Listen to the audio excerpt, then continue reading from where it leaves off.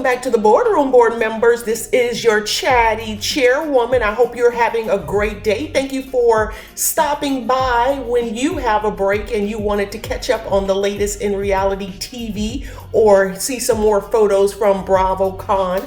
I appreciate it. I'm at 314 subscribers, looking to get to 500 so I can get my community wall. That's a goal. So anyway, getting right into it, I just wanted to share with you the quick experience of meeting Miss Kandi Burruss and Riley. But before we get into that, I wanted to share with you that we had an opportunity, or tried to, find She by Sheree. And we scanned the bazaar to find her booth. And this is what we found.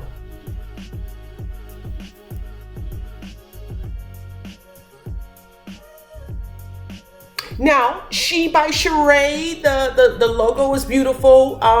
Didn't see people in there shopping, and we did not see Miss Sheree in the booth because, you know, I guess she was someplace else.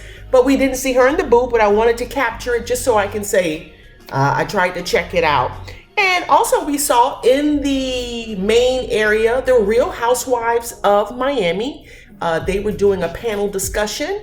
And then we also saw Miss Sutton. I love Miss Sutton's background. I think she won Best Booth Decoration. If I'm not mistaken, I think she won the Best Booth Decoration. She really put the time in it and it really popped.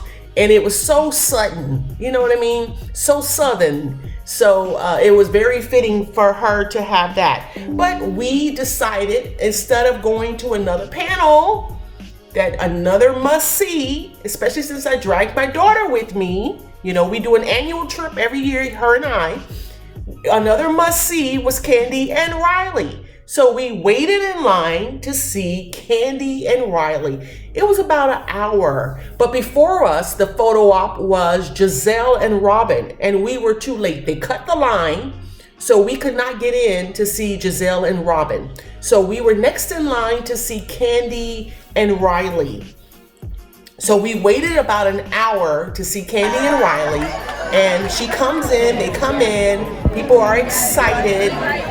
What I do here is here's a little clip of her coming in the room. About 5 minutes in, Todd sticks his head in and everybody goes, Todd, Todd, Todd. And he goes back, I guess, into the waiting room. And then we see all of the other people. These are pictures of all of the other people before us taking pictures.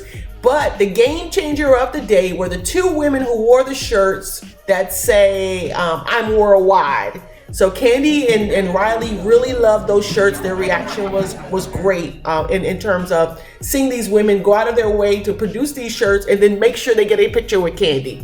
Brilliant, genius. Talking about great planning. Great planning. And then my daughter gets a chance to take a picture, and then I take a picture. I tell Kandi and Riley that we appreciate them both. We love their work on the show and wish them well. So they were moving us quite quickly because I don't even know how Kandi did it. Kandi was actually on about 3 panels that day. I saw her at the family panel where they had all of the Bravo families that were like blended families.